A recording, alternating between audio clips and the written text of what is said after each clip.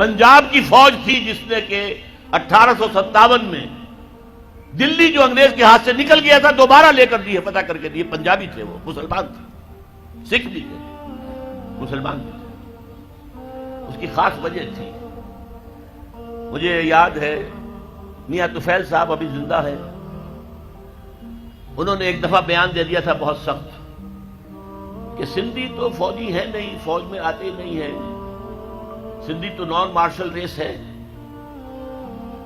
یہ جو انگریز کا پروپیگنڈا تھا وہ ان کی زبان سے نکلا۔ اس کا جواب دیا تھا پھر جی ایم شاہ، غلام مصطفیٰ شاہ، جو سیکریٹری ایجوکیشن بھی تھے، لاہور میں کالج کے اندر پرنسپل بھی رہے۔ انہوں نے جواب دیا تھا، یس وی ور نیور مرسنریز، ہاں ہم کبھی کرائے کے ٹٹو اور کرائے کے فوجی نہیں تھے جیسے تم تھے پنجابیوں۔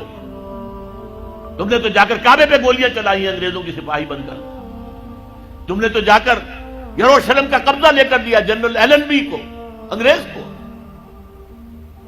تو یہ سندھ ہے جس میں میں بات کر رہا ہوں، یہ سندھ ہے جہاں خاکسار تحریک بھی بڑی زبردست، تالپور برادران اس خاکسار تحریک کے بہت نمایاں کارکن تھے۔ یہ سندھ ہے جہاں پنجاب سے آنے والا ایک نو مسلم تھا، پنجابی، سکھ سے مسلمان ہوا تھا، مولوی عبید اللہ، لیکن اس کے نام کے ساتھ سندھی لگ گیا ہمیشہ کے لیے۔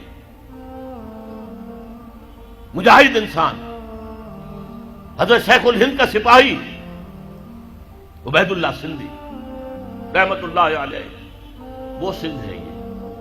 اور میں آپ کو اور بات یاد دلا دوں، سندھ واحد صوبہ ہے اس پاکستان کا جس میں کہ پارٹیشن سے پہلے بھی مسلم لیگ کی حکومت تھی، پنجاب میں یونینسٹ پارٹی کی حکومت تھی، ہندو مسلم سکھ مل کر بنائی تھی انہوں نے، مسلمانوں کی پارٹی نہیں تھی۔ مسلم لیگ کو ایک دن بھی وہاں وزارت نصیب نہیں ہوئی۔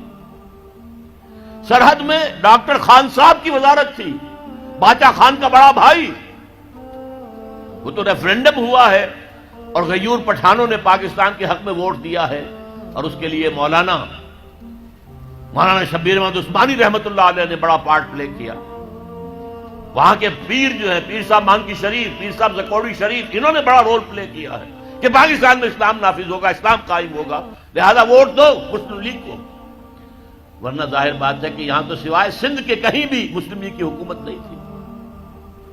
اور جی ایم سید صاحب اگرچہ وہ بعد میں جو کچھ اس ملک میں ہوا ہے اس سے بددل ہو گئے، ایک ری ایکشن ہوا ان پر، آخر ہوتا ہے، کیوں گردش بادام سے گھبرا نہ جائے دل، انسان ہوں پیالہ اور ساغر نہیں ہوں میں، ان پہ ایک رد عمل ہوا۔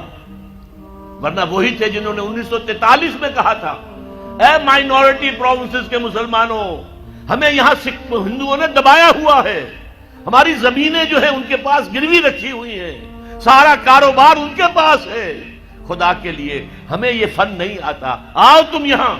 ابھی پارٹیشن کا کوئی سوال نہیں ہے، میں 43 کی بات کر رہا ہوں، آؤ سندھ کے اندر تاکہ یہاں پر تم تجارت کرو اور تاکہ ہندوؤں کے مقابلے میں آ سکے۔ یہ جی ایم سید کی اپیل تھی۔ آج اسی سندھ میں میں کہہ رہا ہوں اسلام قائم کرنے کی جدوجہد، اور سب سے بڑی بات یہی سندھ تو تھا نا، سب سے پہلے اسلام کب آیا تھا، کہاں آیا تھا؟ 712 اور 713 عیسوی، 92 یا 93 ہجری، محمد بن قاسم کہاں سے آئے تھے؟ باب الاسلام کون سی جگہ ہے؟ سندھ۔ تو اس کو اثر نو باب الاسلام بننا چاہیے، تحریک خلافت یہاں سے اٹھنی چاہیے، یہاں کے لوگ کھڑے ہوں۔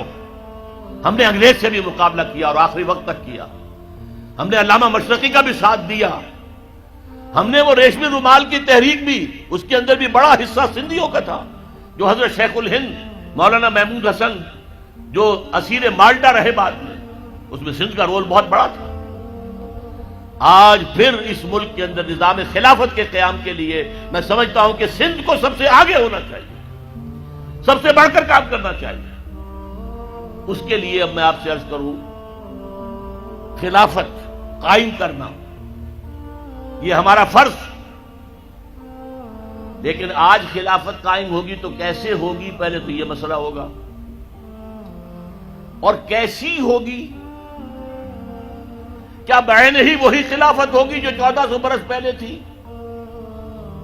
جبکہ 1400 سالوں میں بہت سا پانی وقت کے دریا کے پل کے نیچے سے گزر چکا ہے، حالات بہت بدل گئے ہیں، زمانے نے بہت ترقی کر لی ہے۔ کیا 1400 سال قبل کا نظام دوبارہ آ سکتا ہے؟ ہاں آ سکتا ہے، اصول وہاں سے لیں گے، تفصیلی ڈھانچہ اس دور کے مطابق بنائیں گے، اصول وہاں سے ہوں گے، فنڈامنٹلز وہاں سے ہوں گے۔ اس لیے ہم فنڈامنٹلسٹ ہیں۔ امریکہ کان کھول کر سن لے، ہمارا دعویٰ ہے کہ ہم فنڈامنٹلسٹ ہیں۔ ہم اسلام کے اصولوں کو چھوڑ کر کہاں جائیں؟ تفاصیل میں، فروعات میں ہمارے اختلاف ہو سکتے ہیں، لیکن فنڈامنٹلز آف اسلام اس میں ہمارا اتفاق ہے۔ يا رب فاجمعني بكل الصحب والأحباب واكتب لنا أن ندخل الجنات بالريان